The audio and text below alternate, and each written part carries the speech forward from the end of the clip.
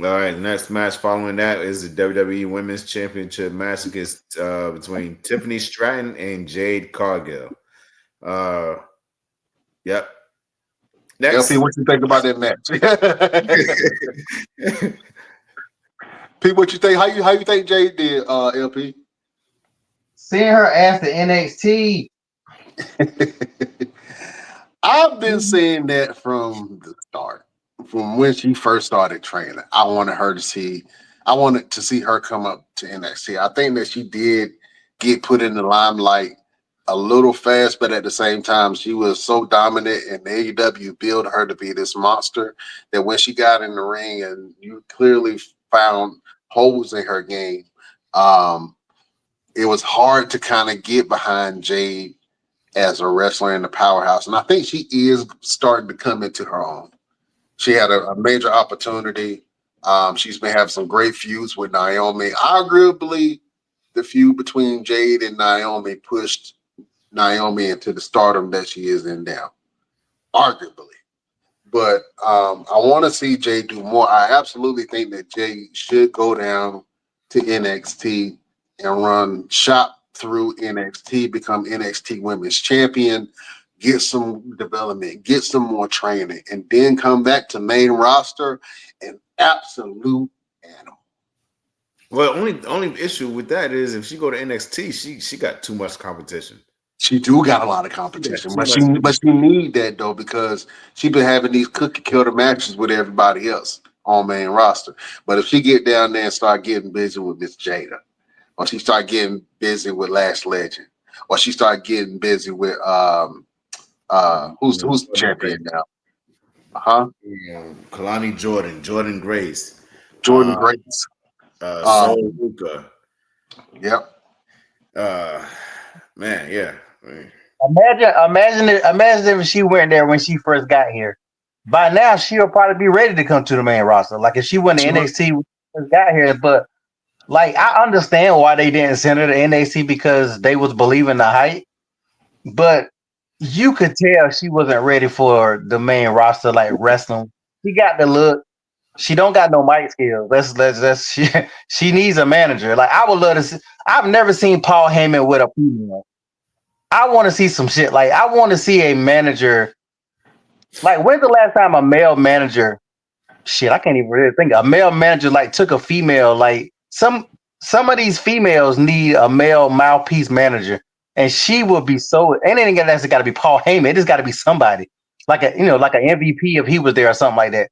She needs a Other than manager. Paul Heyman, think about it. Other than Paul Heyman, there are no other managers on main roster. Yeah, bring it back. They need to bring it. They need to bring it back. Bring back like I didn't like what they was doing when they brought JBL with what was his name?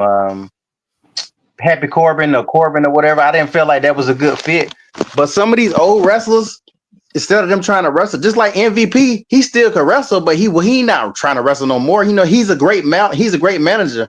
Like bring back maybe a legend and put with her. I don't know what legend it could be, but Who do you think that they can put with Jade that would elevate Jade? And it can be any manager from the past, any manager in WWF, any manager in WCW, or any current manager now. Who do you think, other than Paul Heyman, that would be a great manager for Jade? And I'm talking about fantasy booking. that was my pick, Paul Heyman. But other than that, for uh, um, Bobby the Brain Heenan. yeah, I literally was about to say that. Like, I mean, you wouldn't even typically want to see Bobby Brahim with nobody black, but but Bobby, yeah, you want to talk about, you want to pull it out like all. I would say Bobby the Brain Heenan, or I'll say MVP. I really think MVP could have elevated her. Like he really was elevating almost Omos or whatever his damn name is. But like Yeah. they fumbled the ball on that. But yeah, I think yeah. I about to say Ted Teddy Long or not. Long. I about to say Ted Long. Teddy Long would be a great manager for Jade. Mhm. He could bring back the 10-minute white boy challenge, the white boy that he was doing with what was his name? Mac? Something Mac. I don't know. Like, He had this Anthony, black. I don't even remember his name. He had this yeah, black dude. it was Anthony Mack because he was the guy who was married to Jazz. yeah. Oh yeah. I mean, hell, bring Jazz, because hey, don't people might not forget, Jazz didn't cut a lot of promos, but she wasn't bad cutting promos. A female like Jazz who used to be dominant like that, she might could be, you know what I'm saying, something like that might could work. But they don't look at shit like that. Like, yeah, Jay don't have no good mic. She don't have no mic skill. Like I said, she's fine, but that's only gonna get you so far, sweetie. Like, you know what I'm saying? Like, That could be a good pick for it too. who that?